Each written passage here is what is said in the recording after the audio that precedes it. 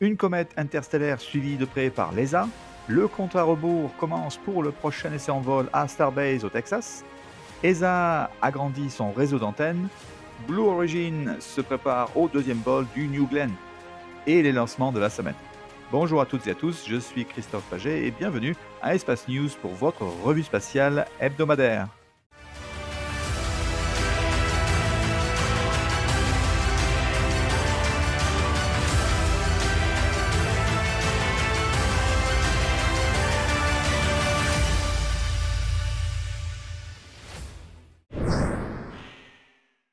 Cette semaine, il n'y a pas eu trop de nouvelles intéressantes à vous montrer et donc je ne voulais pas vous présenter des infos rébarbatives, donc je garderai cet épisode assez court. Je préfère la qualité à la quantité. Le 3 octobre, les satellites ExoMars Trace Gas Orbiter et Mars Express de l'ESA ont braqué leurs instruments vers la comète interstellaire 3I Atlas durant son passage proche de Mars, c'est-à-dire en termes interstellaires à près de 30 millions de kilomètres. Pourquoi est-ce si important d'étudier cette ou une comète? Tout simplement pour mieux comprendre le passé de notre système solaire et sa constitution il y a plus de 4,6 milliards d'années. À Starbase, au site de lancement, le pas numéro 2 continue d'être préparé pour son utilisation prochaine en ajoutant des panneaux de protection et en enlevant plus d'échafaudage. Au pas de lancement numéro 1, SpaceX a fait un peu de maintenance avant son prochain essai en vol numéro 11 d'ici une semaine. Parlant de ce vol, le premier étage super lourd numéro 15 est donc allé au pas de lancement numéro 1 cette semaine. Dans la Star Factory, au site de production, SpaceX continue de fabriquer des sections de ses versions 3 du premier et deuxième étage. Vous voyez sur votre écran le nez du Starship numéro 39, 40, 41 et plus. L'ESA a inauguré une nouvelle et puissante antenne de 35 mètres de diamètre pour communiquer avec l'espace lointain situé sur son site de New Norcia en Australie occidentale, ce qui marque un renforcement majeur de la capacité de l'Europe à communiquer avec les engins spatiaux explorant le système solaire. Cette antenne ultra sensible, dotée d'une technologie à refroidissement cryogénique et de systèmes de transmission à haute puissance, prendra en charge des missions telles que JUICE, Bepi-Colombo et Solar Orbiter, mais aussi supporter les demandes croissantes de communication et suivi de satellites et vaisseaux dans les années à venir. Blue Origin vient de sortir le premier étage de sa deuxième fusée New Glenn. Le New Glenn est un lanceur lourd avec des charges utiles allant jusqu'à 45 tonnes en orbite terrestre basse et près de 100 mètres de hauteur et 7 mètres de diamètre. Il décollera depuis le site de lancement SL-36 à Cap Canaveral en Floride.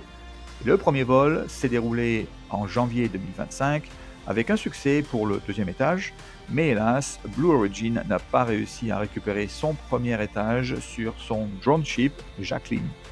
Le second vol est prévu pour la fin de cette année, où on aura une autre tentative de récupération de son premier étage. La charge utile est une paire de satellites de la NASA appelés Escapade, Blue et Gold pour une mission martienne. Le 3 octobre, SpaceX a lancé une Falcon 9 depuis la Californie pour une mission Starlink Group 1139.